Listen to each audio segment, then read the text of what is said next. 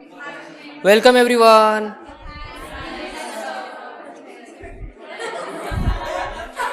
क्या हो गया?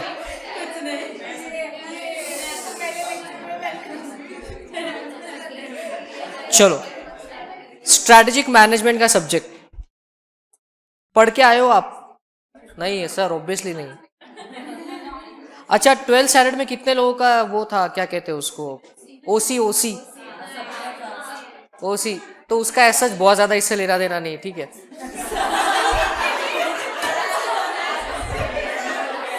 बहुत ज्यादा इसका लेना देना नहीं है, मतलब है कुछ बच्चे मोटिवेट हो गए, मतलब है पढ़ लिया उन्होंने, ये कुछ नहीं उसका लेना देना इससे। सी, अंडरस्टैंड अंडरस्टैंड। स्ट्रैटेजिक मैनेजमेंट का मतलब क्या है, वो हम लोग एक प्रेजेंटेशन देखेंगे, बहुत अच्छे से आपको समझ में आएगा कि एग्जैक्टली स्ट्रैटेजिक मैनेजमेंट का कितना ज्यादा इंपॉर्टेंस है बिजनेस की दुनिया में। जब भी मैं बात करूंगा स्ट्रैटेजिक मैनेजमेंट, मतलब जब हमारी एसएम की क्लासेस होंगी तो सिर्फ बिजनेस और बिजनेस और बिजनेस की बातें होंगी। And when it comes to business there are no rules. पता चलेगा आपको हम जैसे जैसे सब्जेक्ट्स में आगे बढ़ेंगे कि ये जो बड़े बिजनेस हाउसेस है ये लोग स्ट्रैटेजी कैसे इस्तेमाल करते हैं। और अगर आपको अपना बिजनेस शुरू करना है चार्टर्ड अकाउंटेंट बनने के बाद, तो ये सब्जेक्ट बहुत प्रैक्टिकली आपको हेल्प करेगा। ये सब्जेक्ट को आप दवे टी स्टॉल पे भी लगा सकते हो, लाइक उसने क्या करना चाहिए क्या नहीं करना चाहिए, सुशील पोहे उस पर भी आप लगा सकते हो इसको। जो भी आपको छोटे से बड़ा बिजनेस दिख जाए वहां पे आप स्ट्रैटेजिक मैनेजमेंट आपको लगा, अच्छा इसने ये स्ट्रैटेजी इस्तेमाल करी, उसने वो करा। सो एग्जैक्टली बिजनेस में स्ट्रैटेजिक मैनेजमेंट होना जरूरी क्यों है? अभी स्ट्रैटेजी का मतलब क्या होता है, कोई मुझे बताएगा कि स्ट्रैटेजी का मतलब क्या होगा? What do you understand by the word strategy? इनका कहना है कि कोई ट्रिक, प्लानिंग। और अच्छा, मैनेजमेंट क्या होता है sir? Management is management. Strategic management की दुनिया में मैनेजमेंट इस वर्ड के दो मायने। पहला मायना कि बिजनेस को कैसे चलाए, दैट इज मैनेजमेंट। और दूसरा, जो बिजनेस को चला रहा है हम उसको भी तो मैनेजमेंट कहते हैं, राइट? तो स्ट्रैटेजिक मैनेजमेंट में हम ये दोनों ही टाइप के मैनेजमेंट को पढ़ेंगे, जो बिजनेस को चला रहा है और बिजनेस को कैसे चला रहा है, ये भी मैनेजमेंट है और वो भी मैनेजमेंट है। आ रहा है समझ में? सो लेट अस सी, स्ट्रैटेजिक मैनेजमेंट आपके बिजनेस को अनबॉक्स करने में हेल्प करेगा। क्या करने में हेल्प करेगा? अनबॉक्स। 360 डिग्री से आपको बिजनेस को देखना है। बिकॉज कई बार क्या होता है कि आपका जो बिजनेस है वो किसी एक ज्योग्राफिकल लोकेशन पे अटक के रहता है, उसको स्केलेबिलिटी कैसे लानी है, आपको उसमें क्या ट्रिक्स को इस्तेमाल करना है, कंपनीज कैसे उसको इस्तेमाल करती है, और कैसे मल्टीनेशनल कॉर्पोरेशन बनाया जाता है, ये सब्जेक्ट प्रैक्टिकली आपको बताएगा। So let us see what is strategic management. Strategic management में हम इन दो टाइप के बिजनेस ग्रोथ की बात करेंगे।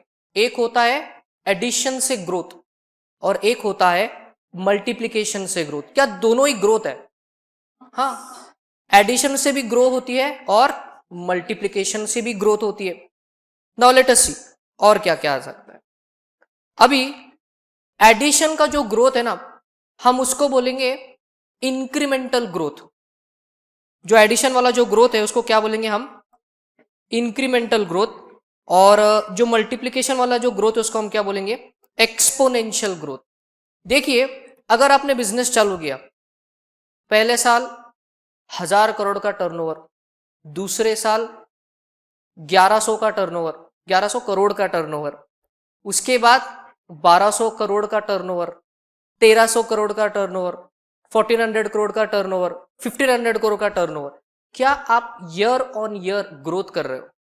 हाँ, बट ये ग्रोथ है इंक्रीमेंटल ग्रोथ, जो आपने अपने बलबूते पे करी है, अपनी एडवर्टीजमेंट से, अपने रिटर्निंग कस्टमर से और अपने मार्केटिंग पे। बट जब हम स्ट्रैटेजिक मैनेजमेंट ये सब्जेक्ट को पढ़ते हैं तो एडिशन तो बिना स्ट्रैटेजिक मैनेजमेंट के भी ग्रो होने ही वाला है। यस और नो? सुशील पोहे वाले ने जब पोहे बेचने स्टार्ट करे थे और आज की जो डेट है, दोनों में फर्क है। There is growth but there is additional growth, it is not exponential growth. हमको क्या चाहिए? एक्सपोनेंशियल मल्टीप्लीकेशन का इफेक्ट चाहिए, कि मैं एक चीज करूं और वो मल्टीप्लाई होती चली जाए, तभी तो बिजनेस ग्रो होगा। राइट? तो हमको एक्सपोनेंशियल ग्रोथ मतलब मल्टीप्लीकेशन वाली ग्रोथ चाहिए, मतलब मैं एक ही स्टेप उठा लूं, मैं एक ही प्रोडक्ट को लॉन्च करूं मार्केट में और वही मुझे क्रोर्स एंड क्रोर्स अर्न करता चला जाए। ये कैसे होता है? ये हमको कौन सिखाएगा? Strategic management. अगर आपको नॉर्मल बिजनेस करना है, ग्रोथ होने ही वाला है, बट वो एडिशनल होगा। एक्सपोनेंशियल ये तो क्या करना पड़ेगा? Strategic management. To grow exponentially, you need to have scalability and autopilot mode in your business.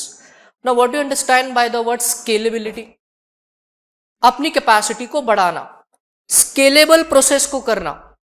जैसे आपको पीपल ओरिएंटेड नहीं, प्रोसेस ओरिएंटेड बिजनेस बनाना है, क्योंकि लोग जो है वो बिजनेस को छोड़ के जा सकते हैं, बट प्रोसेस कभी भी बिजनेस को नहीं छोड़ेगी।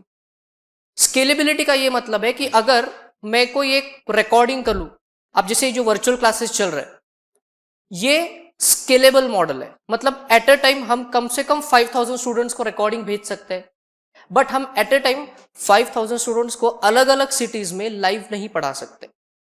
सो अगर लाइव क्लासेस की मैं बात करूं, वहां पे होती है इंक्रीमेंटल ग्रोथ, और वर्चुअल क्लासेस की अगर मैं बात करूं तो वहां पे होती है मल्टीप्लीकेशन वाली ग्रोथ, वो होती है स्केलेबिलिटी, राइट? अब स्केलेबिलिटी एक और तरीके से आती है, हम उसको बोलते हैं ऑटो पायलट मोड। मतलब अगर आप उस आदमी को देखिए तो वो बीच में मजा कर रहा है, बट उसका बिजनेस ऑटोमेटिक ग्रो हो रहा है। मुकेश अंबानी ने एक बार जियो के कार्ड सबको बांट दिए, अब वो रोजाना मार्केट में नहीं आ रहे, स्टिल जियो इज ग्रोइंग। ये होता है आपका, क्या कहते हैं उसको, ऑटो पायलट मोड। ऑफिस में गए बिना ही मेरा ऑफिस चल रहा है, स्टूडेंट के पास गए बिना ही क्लासेस चल रही है, ऑटो पायलट मोड। समझ में आ रहा है? मैं बिजनेस में हूं या नहीं हूं, इससे फर्क नहीं पड़ता, बिजनेस ऑटोमेटिक ग्रो होता चला जाएगा। किशोर बियानी का नाम जानते हो आप? बिग बाजार के जो फाउंडर है, बहुत सारे स्टोर्स है इंडिया में, उनके हेड ऑफिस मुंबई में है। हर स्टोर पे वो जाते नहीं, ऑटो पायलट मोड पे बिजनेस चल रहा है, राइट? कभी आपने देखा है बिग बाजार के स्टोर में बार्गेनिंग चली, भैया 1 रुपया, भैया प्लीज भैया, ऐसे देखा है कभी? नहीं। ये होती है आपके ब्रांडिंग की पावर, कि आप अपनी वैल्यू इतनी बढ़ा दो कि वो लेवल पे जाके जो कस्टमर है प्राइस सेंसिटिव ना रहे। समझ में आ रहा है? भाई पे जो सब्जी मंडी में जो सब्जी बेच रहा है उधर फुल ऑन बार्गेनिंग होगा, वही सब्जी बिग बाजार में कोई खरीदेगा तो विद जीएसटी खरीदेगा तो भी ओके, और वो जाते भी नहीं स्टोर पे, स्टिल बिजनेस ग्रो हो रहा है। ये होता है ऑटो पायलट मोड। तो ये जब ऑटो पायलट मोड आपके बिजनेस में आएगा तो आपका बिजनेस एक्सपोनेंशियली ग्रो होता चला जाएगा, और वो कोई सिंगल पर्सन नहीं कर सकता, it is process that builds up your business. तो वो ऑटो पायलट मोड को करना कैसे है, ताकि आपके बिजनेस में ये जे कर्व आ जाए, ग्रोथ का कर्व दिख रहा है आपको, ये आपको स्ट्रैटेजिक मैनेजमेंट सिखाएगा। अभी अगर मैं एडवर्टीजमेंट की बात करूं तो मोदी जी के कैंपेन्स को हम लोग लेते हैं, बहुत सारी रैलियां करी भाई, मतलब जबरदस्त एनर्जी। आप इतने क्लासेस करते हो, उससे ज्यादा तो वो रैलियां कर चुके, यस और नो? बट आपके जो क्लासेस है वो लाइव है, उनकी जो रैलियां है उनकी डिजिटल रीच है। Are you understanding this? Akhilesh Yadav, Mayawati, ये जो सारे लोग हैं ये भी रैलियां करते हैं, बट उनकी है फिजिकल रीच, मोदी जी की है डिजिटल रीच। जरा देखिए इस इंडिया के मैप को और इस फिजिकल रीच को। अगर मोदी जी ने एक सभा ली तो वो यूट्यूब पे लाइव हो जाती है, वो जो सभा ली वो तो इफेक्ट हो गया, प्लस उसका मल्टीप्लीकेशन से इफेक्ट बढ़ता चला जा रहा है। आपने भी देखा, मैंने भी देखा, बट हम लोग तो फिजिकली गए ही नहीं, बट हमको पता है कि आज मोदी जी पूरे भारतवर्ष में कहां कहां घूम रहे। वो होती है डिजिटल रीच और ये होती है फिजिकल रीच। इसलिए मोदी जी ऐसे है और बाकी के लोग ऐसे है। This is because of strategic management. ये भी हमको सारी हम लोग प्रैक्टिकल स्ट्रैटेजी सीखेंगे, राइट? Are you understanding? ये जो अभी अगर आप जो इंडिया के मैप पे जो मार्किंग्स देख रहे हैं, ये इतनी जगह पे मेरी पेन ड्राइव अभी जा रही है। अगर मैं वर्चुअल क्लासेस में नहीं होता तो हो सकता सिर्फ महाराष्ट्र तक ही रहता। Digital reach, physical reach. आगे बढ़ता है। फिर प्रोडक्ट के पोजीशनिंग को लेकर के भी बहुत मायने रखता है, और स्ट्रैटेजिक मैनेजमेंट सिखाएगा आपको कि आपका जो प्रोडक्ट है वो कस्टमर के माइंड में कहां प्रोडक्ट उसका पोजीशनिंग है। देखिए इस ग्राफ को मैंने डिवाइड किया हुआ है दो पार्ट में, प्राइस एंड क्वालिटी। क्वाड्रेंट आपको पता ही है, 4 क्वाड्रेंट ग्राफ के। Let us come to the very basic quadrant, that is this, जहां पे क्वालिटी बहुत ज्यादा है बट प्राइस बहुत कम है। तो अगर आपकी कंपनी कुछ ऐसा प्रोडक्ट बनाना चाहती है जो वैल्यू फॉर मनी है कस्टमर के लिए, तो आप मार्जिन से नहीं कमाओगे, आप वॉल्यूम से कमाओगे। फर्क है मार्जिन से कमाने में और वॉल्यूम से कमाने में। Late us see the example, Jio and Maruti Suzuki, क्या वैल्यू फॉर मनी प्रोडक्ट है? हाँ, मुकेश अंबानी ने तो फ्री में बांट दिया। मार्जिन से नहीं कमा रहे, वॉल्यूम से कमा रहे। Are you understanding? तो जहां पे आपका प्रोडक्ट इस क्वाड्रेंट में है, तो इसका मतलब आपको प्राइसिंग कम रखना पड़ेगा, और कस्टमर के माइंडसेट में क्या आपको क्रिएट करना है आपकी image, value for money product. अगर आप बाकी के कार कंपनीज को देखो तो वो मारुति सुजुकी के जितना उनका टर्नओवर नहीं है, बिकॉज वो कमाते हैं मार्जिन से, ये कमाते हैं वॉल्यूम से। Getting the difference? आगे का क्वाड्रेंट देखिए, अपॉर्चुनिस्टिक मार्केट, जहां पे प्राइस बहुत हाई होता है बट क्वालिटी जो है वो ठीक ठाक होता है। देखिए कुछ examples, like if you go to an airport, उधर समोसा खाया और रोड साइड समोसा खाया, प्राइस में जमीन आसमान का डिफरेंस है। उधर प्राइस ज्यादा है, हो सकता है टेस्ट अच्छा ना हो, और ऐसे होता है बहुत बार। रेलवे स्टेशन पे किताबें बिकती है, इसलिए मैंने वहां पे लगाया है, तो उनकी जो प्राइस है वो ज्यादा होती है और क्वालिटी जो होती है बहुत ही कम होती है। तो उनको रिटर्निंग कस्टमर से कोई लेना देना नहीं है, उनको पता है यहां पे हजारों लोग रोज आ रहे हैं, तो सारे मेरे कस्टमर है, वो रिटर्न आए या ना आए मुझे फर्क नहीं पड़ता। इसलिए नाम क्या है उसको, नया नया कस्टमर, नया नया अपॉर्चुनिटी। सो हम इसको बोलेंगे अपॉर्चुनिस्टिक मार्केट। क्या बोलेंगे इसको? Opportunistic market. Getting this point? PVR में आप जाते हो, अगर आप देखो तो वहां पे आप ईटेबल्स अंदर नहीं लेके जा सकते, उन्हीं का अगर आपको कुछ ब्रेक में चाहिए तो उनके वहां पे स्टॉल्स अवेलेबल है जिनकी प्राइस बहुत ज्यादा है। आपको ऐसा लगेगा अनसेटिस्फाइड कि यार ये तो बहुत ज्यादा प्राइस है, हो सकता है कि आप को ना लो, बट ऐसे 1000 लोग रोज पीवीआर आते हैं। तो it's an opportunistic market. Returning customer चाहिए ही नहीं मेरे को क्या चाहिए? रोज नया कस्टमर। सो अगर आपको अपनी प्रोडक्ट को ऐसा पोजीशन करना है तो वैसी ब्रांडिंग आपको करना पड़ेगा। तो ये प्रोडक्ट पोजीशनिंग कौन सिखाएगा? Strategic management. बहुत स्ट्रेटेजीज है, इसके लिए देखेंगे। चाइनीज गुड्स, क्वालिटी भी कम, दाम भी सस्ता, चले तो आज तक नहीं तो राज तक, मुझे चल भी सकता है नहीं भी चल सकता है। तो ये जो मार्केट है ये चाइनीज गुड्स मार्केट है, उनको क्वालिटी से कोई लेना देना नहीं है। उनका गेम क्या है? सस्ता बेचना, सबसे क्या करना? सस्ता बेचना। I had been to China in the year 2015। I was there for around 6 days। वहां पे गोंजाऊ करके एक सिटी है, वहां से दूर जैसे अपने यहाँ पे एमआईडीसी होता है, वहां पे जो उनका एमआईडीसी उनका नाम था फोशॉन। वहां पे बहुत ज्यादा फर्नीचर मैन्युफैक्चरिंग का हब है, वो बहुत बड़ा वर्ल्ड का। सो वहां पे वो ऐसे ऐसे फर्नीचर मैन्युफैक्चर करते हो और ऐसे ऐसे दामों पे आप बिलीव नहीं कर पाओगे। अब बोल के अच्छा इतना सस्ता हो सकता है, हाँ तो तेरे को क्वालिटी भी डाउनग्रेडेड मिलेगा। तो उनका गेम क्या है? क्वालिटी नहीं चाहिए, हमको क्या चाहिए? सस्ता। यही अपना गेम है। ये हो गया चाइनीज गुड्स मार्केट। तो देखो आपको वैसे कैटेगरी में आप अपने प्रोडक्ट को पोजीशन करना है क्या, या you want to become a premium brand like this, highest quality at a premium price. ये लेवल पे आके जो कस्टमर है वो बहुत ज्यादा प्राइस इनसेंसिटिव हो जाता है।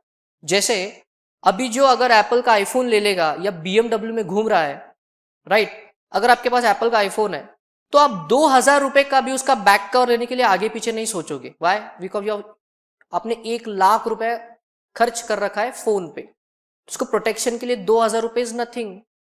वही आपने 10,000 का फोन लिया है, 2000 का कवर नहीं चाहिए। आ रहा है समझ में? तो ऐसी प्रोडक्ट की पोजीशनिंग आपको करना है, whether you are into a premium segment, whether you are into an opportunistic market, whether you are a Chinese goods brand type of, और whether you are a value for money. तो जब भी business करना है तो ये quadrant देख के करना है कि मैं कहां फिट होना चाहता हूं। अगर आप देखो तो recently, not recently, around 2-3 years back Maruti Suzuki ने एक प्रीमियम ब्रांड अपना लॉन्च किया, बलिनो करके। But that is not that too famous, because वो वैल्यू फॉर मनी से प्रीमियम क्वाड्रेंट में जाना चाहता है। वो महंगी गाड़ी है, क्वालिटी बहुत अच्छा है, बट लोगों को क्या पता है मारुति सुजुकी मतलब वैल्यू फॉर मनी। तो एक बार जो आपकी पोजीशनिंग प्रोडक्ट की मार्केट में हो जाती है, उसको चेंज करना बहुत ज्यादा इजी नहीं होता।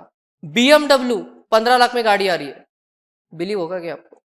एप्पल आईफोन 8,000 रुपए में नया, एप्पल आईफोन 11 8,000 रुपए। आप बोलोगे ये चाइना वाला एप्पल तो नहीं है? ये क्या होता है, कस्टमर के माइंड में छप जाता है। तो कौन से क्वाड्रेंट में और उसको कैसे पोजीशन करना है, ये कौन सिखाएगा? Strategic management. तो देखो मैंने आपको बताया बहुत ही ज्यादा प्रैक्टिकल सब्जेक्ट है। एग्जैक्टली मार्केट सिचुएशन को आप समझ जाओगे और आप जब आजू बाजू घूमोगे तो पता चलेगा अच्छा ये वो है, ये वो है, ये समझ में आ रहा है। आगे बढ़ते हैं। प्लस स्ट्रैटेजिक मैनेजमेंट ये भी सिखाता है कि आपको बिजनेस तो करना ही करना है। अगर यहां पे से कितने बच्चे जो फैमिली के बैकग्राउंड मतलब बिजनेस फैमिली के बैकग्राउंड से? एक और दो तीन, बाकी लोग प्रोफेशनल्स, सर्विस। जो बिजनेस फैमिली से है नॉर्मली वो क्या होता है कि जब चार्टर्ड बन गए या कोई भी डिग्री ले ली तो वो फैमिली बिजनेस को ज्वाइन करते हैं। Normally it happens. फैमिली कहती है कि भाई तू क्या कर लेगा, आजा हमारे साथ बिजनेस कर ले। बट आपके फैमिली मेंबर्स ने बिजनेस चालू किया था पहले, आज टाइम बदल चुका है। तो अगर आप आज बिजनेस को ज्वाइन कर रहे हो तो आपको ये इंसान जो खड़ा है ना, वैसे आपकी पोजीशन है। आपके सामने दो रास्ते, एक जो टाइम को देखते हुए आपको बिजनेस को बदलना है, दूसरा जिंदगी जैसे चल रही वैसे चलते जाना है। हम इस कॉन्सेप्ट को कहते हैं फ्यूचराइजेशन ऑफ बिजनेस। इस पे हम लोग बहुत अच्छी केस स्टडी देखेंगे कि अगर आपने गलत रास्ता चूज किया तो क्या हो सकता है। Doing business without future in mind will help you to sustain at all time. समय के हिसाब से आप बदलते चले गए, मोल्ड होते चले गए तो बिजनेस चलता चला जाएगा। फ्लिपकार्ट की शुरुआत हुई थी 2007 में, उसने कई बार मॉडल को बदला तब जाके आज उसकी वैल्यूएशन बढ़ी। ऐसे तो बहुत सारे ई कॉमर्स स्टार्ट हो गए ना इंडिया में, उन्होंने हो सकता है टाइम से अपने को नहीं बदला तो वो आज पीछे रह गए। Getting this point. स्नैपडील को देखो आप, पिछले 2 सालों में कभी आपने सुना है स्नैपडील का सेल आया है या कोई ऑफर लेके वो आया है? शायद ही पिछले 1 साल में आप में से किसी ने कुछ प्रोडक्ट खरीदा होगा स्नैपडील से, बट अमेजॉन और फ्लिपकार्ट से खरीदा होगा। बिकॉज फ्लिपकार्ट चेंज हो गया अमेजॉन के आने से। Amazon entered into Indian markets in July 2013 and it has become the 2nd number का कंपनी इन इंडिया। बट उससे आगे रहने के लिए क्या फ्लिपकार्ट को उससे ज्यादा सोचना पड़ेगा? So doing business with future in mind will help you to sustain at all time. अब ये कुछ कंपनीज नहीं कर पाती, इसकी केस स्टडी देखेंगे आपको एग्जैक्टली समझ में आएगा कि ऐसा क्यों हुआ। मतलब बिजनेस और future are interlinked. If you are not looking at the market, अगर आप फ्यूचर को नहीं देख रहे हो सकता है आप अभी ग्रोथ कर रहे हो बट बहुत जल्दी डाउन हो जाओगे। देखिए क्या होता है। नोकिया की केस स्टडी हम लोग देखेंगे। नोकिया अब मार्केट में अभी अभी वापस आ रहा है with some premium phones, but हम बात कर रहे 2009 के आसपास, जब 2009 से लेकर 2012 में नोकिया के साथ ऐसा क्या हो गया कि उसका जो है पूरा मार्केट शेयर इरोड हो गया, बिकॉज उसने फ्यूचर को नहीं देखा। देखिए क्या कुछ इस टाइप के हैंडसेट से नोकिया के 2009 में देखिए मार्केट शेयर कितना था, 75% मार्केट शेयर इंडिया में। अभी ये आज कोई भी कंपनी के लिए, इवन सैमसंग के लिए डिस्टेंट ड्रीम है, शाओमी के लिए डिस्टेंट ड्रीम है। शाओमी पता है ना? हाँ, किसका बजा एडवर्टीजमेंट देखा होगा आपने।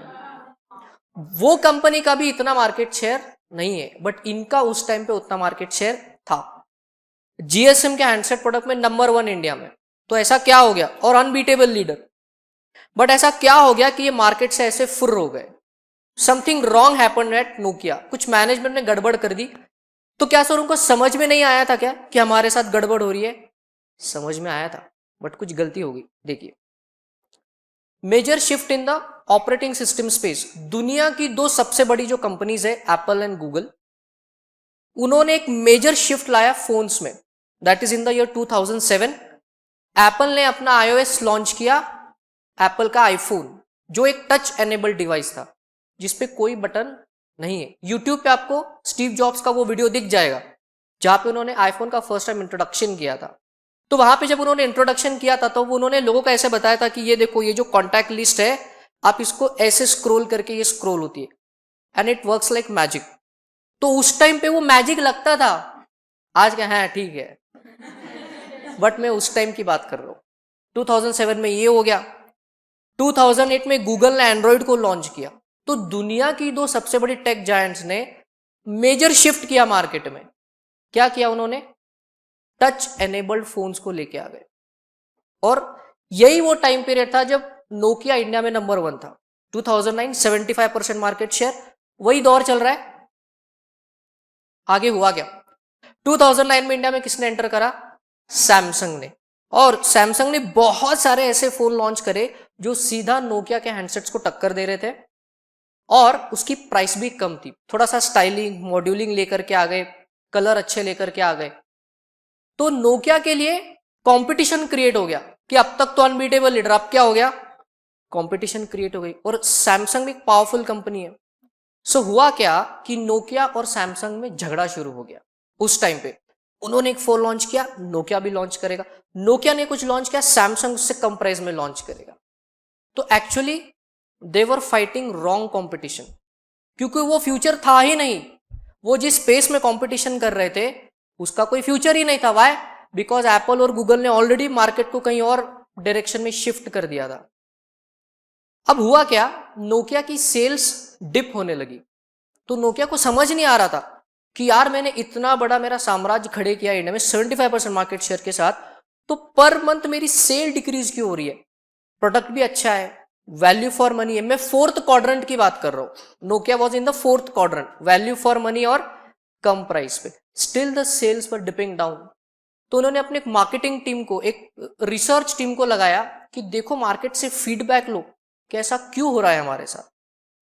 मार्केटिंग टीम ने और उस रिसर्च टीम ने एक रिपोर्ट लेकर के आया कि अभी मार्केट दो साइड में डिवाइडेड है। एक टच एनेबल्ड ओएस और एक नॉन टच एनेबल्ड ओएस, मतलब हम उसको बोलते हैं फीचर फोन और उस टाइम उसको कहते हैं स्मार्टफोन।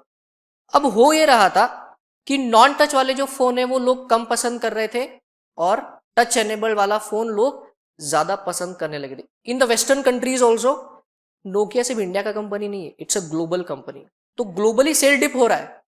तो ये रिपोर्ट उनको दिया गया नोकिया के मैनेजमेंट को कि ये हो रहा है, लोगों को क्या चाहिए? टच एनेबल्ड फोन्स चाहिए। हम लोग क्या बना रहे थे, मतलब नोकिया क्या बना रहा था? ये ऐसे फीचर फोन बटन वाले। तो मतलब उनको मार्केट से फीडबैक तो आ रहा था, but that feedback was not being converted into feed forward. इसका मतलब होता है कि फीडबैक पे काम करना। रिपोर्ट तो आई है बट उस पर वो काम ही नहीं कर रहे। देखो रिपोर्ट तो सही दिया था वो रिसर्च टीम ने कि टेक जायंट ने मार्केट में शिफ्ट किया तो तुमने भी टच एनेबल पे काम करना चाहिए। बट वो एक ऐसा होता है ना कि आपने अगर कोई ब्रेन चाइल्ड अपना अगर कुछ मार्केट में लॉन्च किया ना, तो उसको लेकर के कई बार कंपनीज जो है वो इमोशनल हो जाती है कि इतना बड़ा मार्केट शेयर मैंने ही खड़ा करा, अब इसको मैं स्क्रैप करके टच वाले फोन निकालू तो ये जो फीचर फोन की फैक्ट्रियां है इनको तो ताले लग जाएंगे।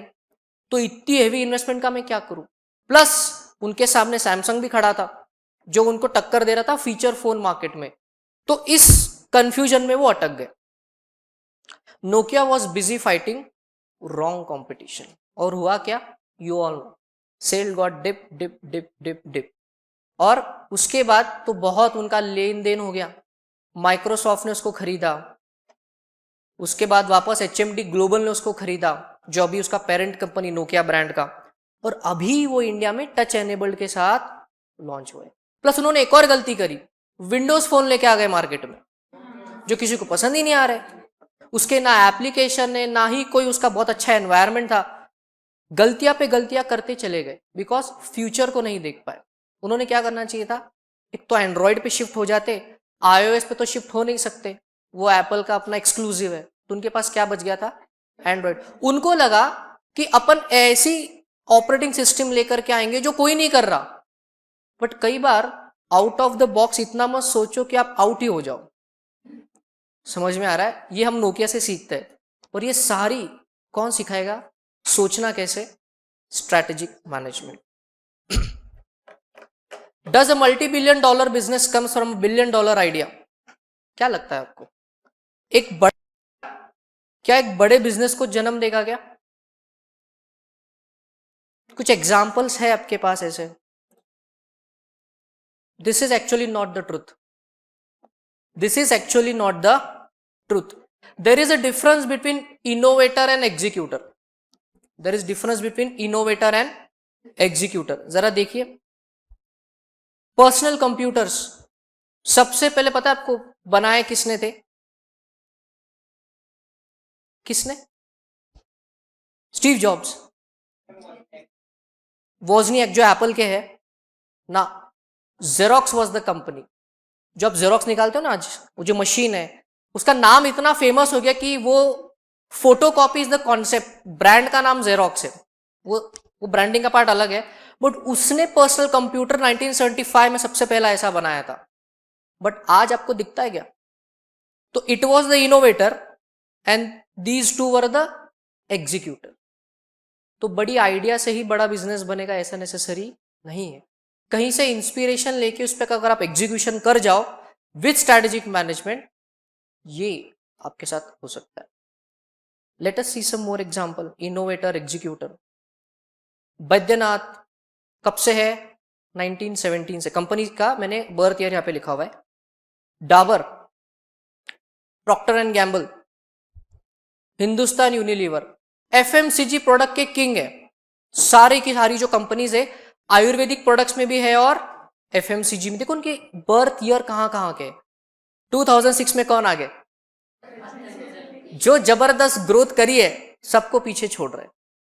200-300% से ग्रोथ कर रहे. Innovator, executor. अभी हम लोग बात करेंगे सर्च इंजिन की. 1994 में ये एक सर्च इंजिन बहुत पॉपुलर हुआ था, वेब क्राउलर. वो आपने सुना भी नहीं होगा बिकॉज आपने गूगल को इस्तेमाल किया हुआ है. 1995 में अल्टा विस्टा आया. 1996 में याहू का अपना आया और ये माइक्रोसॉफ्ट का 1998 में आया. मतलब ऑलमोस्ट 15 सर्च इंजिन मार्केट में थे अप टू द ईयर 1998. 98 में मार्केट में कौन आया? गूगल. सबसे सीख के, सबसे समझ के today it is the biggest search engine company of the earth. पूरी दुनिया का सबसे बड़ा कंपनी है. तो डिफरेंस है ना, इनोवेटर एंड एग्जीक्यूशन. मतलब सिर्फ इनोवेशन, मेरा दिमाग नहीं चल रहा, इनोवेशन नहीं आ रहा, आइडिया नहीं आ रहा, ठीक है ना, कहीं से इंस्पिरेशन ले लो और स्ट्रैटेजिक मैनेजमेंट के साथ उसको एग्जीक्यूट कर दो. हो सकता है ये टेबल में आपका फोटो आ जाए, हो सकता है ना. सो this is the point I wanted to tell you, that strategic management is actually that type of a powerful subject जो यहां पे मतलब ये इंपैक्ट इतना है उसका. मार्केटिंग स्ट्रेटजीज को हमको देखना है, प्राइसिंग स्ट्रेटजीज को देखना है, प्रोडक्ट पोजीशनिंग की स्ट्रेटजीज को हमको देखना है, कॉर्पोरेट कैसे $multi-billion से अपने जो फ्रेंचाइजी कैसे बांटते हैं वो बिजनेस मॉडल को हमको समझना है. So it's actually practical subject. अबे बोलोगे सर फिर EIS के साथ इसको SM का क्या संबंध है? भाई डाउट आना चाहिए कि EIS के साथ SM का क्या रोल है. EIS तो टेक्नोलॉजी है, SM तो बिजनेस है, बट दोनों कंबाइन करोगे तभी तो $multi-billion कंपनी बनाओगे. Getting the point. Internet based business is the future. अगर आप फोर्ब्स की लिस्ट में देखो तो पहले 10 जो लोग हैं उनमें से मेजॉरिटी जो है that is internet based business. Amazon के जेफ बेजोस ऑलमोस्ट 150 बिलियन को क्रॉस कर गए. Internet based business. Flipkart, internet based business. Virtual classes, internet based business. So आपको फ्यूचराइजेशन को समझना है. तो अगर हो सकता है आपके पास इनोवेटिव आइडिया नहीं आई, कोई बात नहीं, you can become the not the first table but the second one, executor. तो बहुत सारी स्ट्रैटेजीज हमको देखनी है. अब देखते हैं कि सिलेबस में क्या क्या है. इतना सब कुछ सिखाएगा आपको कौन? मैं तो हुई. सब्जेक्ट भी आपको सिखाएगा. सब्जेक्ट के खत्म होने के बाद ये सारी चीजें आपको एक्चुअली प्रैक्टिकली पता चलेगी. सो टोटल 8 पार्ट्स में आपके स्ट्रैटेजिक मैनेजमेंट का सब्जेक्ट डिवाइडेड है. अब प्रैक्टिकली स्पीकिंग ये सब्जेक्ट फाइनल ईयर के लेवल का है बिकॉज बिजनेस है ना, बट इंस्टीट्यूट चाहता है कि आपके फर्टाइल लैंड पे अभी से बीज बो दे ताकि जब आप आर्टिकलशिप में जाओ अलग अलग बिजनेसेस को आप देखो तो समझ में आएगा कि किसने क्या स्ट्रैटेजी इस्तेमाल करी है, और हो सकता है कल चल के आप कुछ बड़े बन जाओ। Getting the point? So we have 8 chapters of the syllabus, total 8। ये सिर्फ क्वांटिटी में बड़ा है। ईआईएस में कितने चैप्टर हैं? 5। यहां पे कितने हैं? 8। स्टिल ईआईएस को टाइम ज्यादा लगता है, एसएम थोड़ा सा इजीली स्मूथली हो जाता है। सो देखिए चैप्टर्स को डिवाइड कैसा किया गया है। इंट्रोडक्शन टू स्ट्रैटेजिक मैनेजमेंट, पहला चैप्टर सबसे लास्ट करेंगे हम, पहला चैप्टर सबसे लास्ट करेंगे हम। सर लॉजिक क्या है? तुम सस्पेंस में रहो, थोड़ा सा बाद में बताऊंगा मैं इसको। We will serially start with your chapter number 2 and then 3 and then 4 and then फिर फॉलो। सो चलिए देखते हैं कि सेकंड चैप्टर में क्या, थोड़ा सा ब्रीफ देखेंगे कि एक चैप्टर में क्या क्या बताना चाहते हैं। Dynamics of competitive advantage. अब ये चैप्टर में क्या मिलेगा आपको, मतलब ये चैप्टर क्या सिखाएगा आपको? क्या मार्केट में आप अकेले हो? No, there is always going to be competition. तो ये प्रोडक्ट पोजिशनिंग, मार्केटिंग स्ट्रेटेजी, उसके बाद आपका प्राइसिंग वॉर जो आपका होता है कॉम्पिटिशन के साथ, internal analysis plus external business का एनालिसिस, ये चैप्टर आपको सिखाएगा। सेकेंड चैप्टर सबसे बड़ा है, देखिए 25 पेजेस का है, ईआईएस के हिसाब से कम है, और बाकी के सारे चैप्टर तो बहुत ही क्यूट से छोटा है। ये तो एकदम न्यूबॉर्न बेबी लगता है, मतलब 7 ही पेज का चैप्टर। और एक चीज बता दूं, जब हमारा सारे 8 मतलब 7 चैप्टर्स हो जाएंगे 2 से लेके 8 तक, तो पहला जो चैप्टर है वो 1 घंटे में खत्म हो जाएगा, बिकॉज सबका समराइजेशन फर्स्ट चैप्टर में, इसलिए फर्स्ट चैप्टर अभी नहीं ले रहे। Coming to the third part, strategic management process. जब आप किसी कंपनी में एज अ स्ट्रैटेजिस्ट जाते हो या अपना बिजनेस खड़ा करना चाहते हो तो कैसा होता है, बेसिक ओवरऑल मॉडल कैसा है, ये चैप्टर 3 आपको बताएगा। बड़ी बड़ी स्ट्रैटेजीज बताएगा, कॉर्पोरेट लेवल वाली स्ट्रैटेजीज बताएगा, स्ट्रैटेजिस्ट का रोल क्या होता है, विजन मिशन क्या होता है, vision statement, mission statement, goals, objectives. ये ऐसी फिलोसॉफिकल बातें आपको लग रही होगी, बट बिजनेस में प्रैक्टिकल है, हम प्रूव करेंगे आपको आगे। फिर अब ये 3 चैप्टर कनेक्टेड है, 4th, 5th and 6th। Her company में 3 टाइप की मैनेजमेंट होती है। कितने टाइप की? 3। Just look at this pyramid. Calculator नहीं, पिरामिड को देखो यहां। ये पिरामिड को देखो, ये आपके बिजनेस का स्ट्रक्चर है। यहां पे बैठे हुए हैं टॉप मैनेजमेंट, यहां पे और यहां पे फंक्शनल बोलेंगे उसको, स्ट्रेटेजिक मैनेजमेंट में। तो ये है आपका chapter 4, this is your chapter 5 and this is your chapter 6। बड़ा खूबसूरत सा सिलेबस आपका डिजाइंड है। ओल्ड सिलेबस में जो मतलब ओल्ड जो आपका था एसएम, उसमें बहुत हैपहैजार्ड वे से ये सब चीजें थी, मतलब इसका पार्ट इधर, इसका पार्ट यहाँ पे है, तो हमको सिखाने में बड़ी तकलीफ सी होती थी। बट आईएसआई को हम थैंक्स बोलेंगे, उन्होंने बहुत अच्छे से उसको समराइज किया यहाँ पे। कॉर्पोरेट लेवल मतलब टॉप लेवल, बिजनेस लेवल मतलब जो मिडल मैनेजमेंट करेगा, और फंक्शनल लेवल मतलब जो स्ट्रैटेजी एक्चुअली इंप्लीमेंट करेगा। तो सर कॉर्पोरेट लेवल तो टॉप मैनेजमेंट क्या करता है? प्लानिंग, डिसीजन, स्ट्रैटेजिक डिसीजन, 10 साल बाद मेरा कंपनी कहां होगा, ये वो डिसीजन करेंगे। जियो को रेंज आ रही या नहीं आ रही, इससे फर्क नहीं पड़ता मुकेश अंबानी को। सब्सक्राइबर बेस 10 साल में कितना होगा, ये बात से फर्क पड़ता है। दिस इज डिसीजन मेकिंग का डिफरेंस। बिजनेस लेवल क्या होता है, मतलब जो कॉर्पोरेट लेवल है ना, उनका काम है सपने दिखाना। उन सपनों को साकार कैसे करे, इसका प्लानिंग कौन करेगा? Middle management. और उसमें जो नीचे लोग होंगे वो एक्चुअल ग्राउंड वर्क करेंगे। सो ये 3 टाइप की स्ट्रैटेजीज यहां पे हमको देखने, अंदर बहुत टाइप्स है उसमें। 7th part, organization and strategic leadership. Organization से ये क्या बोलना चाहते हैं कि ऑर्गेनाइजेशन अगर आप हैपहैजार्डली चलाते हो, पोजीशंस आपकी फिक्स नहीं है, सो एम्प्लॉय वोंट वर्क। $multi-billion का कंपनी आपका प्यून आपका सीईओ जैसा घूम रहा है कंपनी में, सूट बूट पहन के फुल ऑन, अरे भाई रखवाली कौन करेगा? प्यून अगर सीईओ का काम करेगा तो सीईओ क्या करेगा? बट उसका उतना पेमेंट जो आप दे रहे हो उसका क्या? इसका मतलब आपको बिजनेस में एक स्ट्रक्चर आना जरूरी है, स्ट्रक्चर आना जरूरी है। तो हम 7 चैप्टर में कम से कम 9 से 10 टाइप के बिजनेस स्ट्रक्चर देखेंगे कि कैसे अलग अलग टाइप के बिजनेस का स्ट्रक्चर बनाया जाता है, प्रैक्टिकल एग्जांपल्स के साथ। और स्ट्रैटेजिक लीडरशिप क्या होती है? 2-3 टाइप की लीडरशिप होती है। एक सीईओ ने क्या क्या काम करना चाहिए बिजनेस में, ये आपको बताया जाएगा। स्ट्रैटेजिक इंप्लीमेंटेशन एंड कंट्रोल, ऊपर सारी बातें कर ली आपने, स्ट्रैटेजीज को सीखा, स्ट्रक्चर को देखा, विजन मिशन सेट किया, गोल्स ऑब्जेक्टिव देखे, कंपिटिटिव स्ट्रैटेजीज को देखा। अब बारी आती है इंप्लीमेंटेशन की, बारी आती है इंप्लीमेंटेशन की। तो ये चैप्टर बताएगा कैसे स्टेप बाय स्टेप आपको इंप्लीमेंट करना है। तो अगर आप देखो तो बड़ा ही अच्छी तरीके से पूरा लिंक्ड है सारे चैप्टर। और एक बार जो चीज इंप्लीमेंट हो गई, क्या उस पर कंट्रोल लगाना जरूरी है? ऑब्वियसली। आपके पेरेंट्स ने आपको सीए क्लासेस में भेज दिया, बट क्या उनका आप पे कंट्रोल है? हाँ, हाँ, आपको इंडिविजुअल अपना फ्रीडम है, but they have certain control over you. Yes और नॉट? आप कितना भी नहीं बोल लो, है।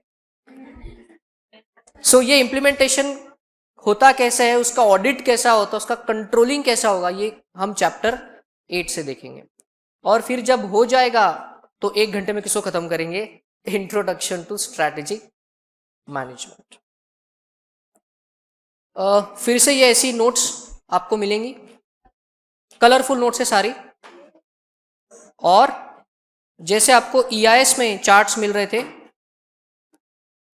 वैसे ही आपको एसएम में भी चार्ट्स मिलेंगे, अलग से दिए जाएंगे। मतलब ये आ गए, ये एसएम के चार्ट्स हैं, सेम पैटर्न में, ज्यादा नहीं है। हाँ, ज्यादा नहीं है। अब बात करेंगे एमसीक्यू की। तो एमसीक्यू जो है वो मैं आपको डिजिटल लिंक दे दूंगा। टोटल ईआईएस के जो है वो 400 प्लस एमसीक्यूज है, और स्ट्रैटेजिक मैनेजमेंट के 500 प्लस एमसीक्यूज। सो अराउंड आप सोचिए, आपको सुन के ऐसा लग रहा है तो बनाने में कितनी मेहनत लगी होगी। टोटल 920 एमसीक्यूज आपको मिलेगा ईआईएस और एसएम मिला के। मतलब इसके बाहर कुछ आना ही नहीं है आपको, इतना सारा सब कुछ, और चैप्टर वाइज डिवाइडेड है। अगर थोड़ी सी झलक आपको अगर देखनी है तो ये दिखाई कैसे देते हैं। हाँ, एग्जाम तक पढ़ के हो जाएंगे आपके।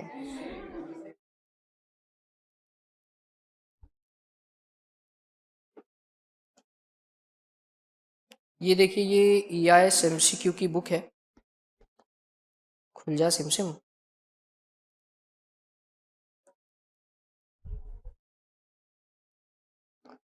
ये इंडेक्स है, चैप्टर्स और उसमें उतने एमसीक्यू।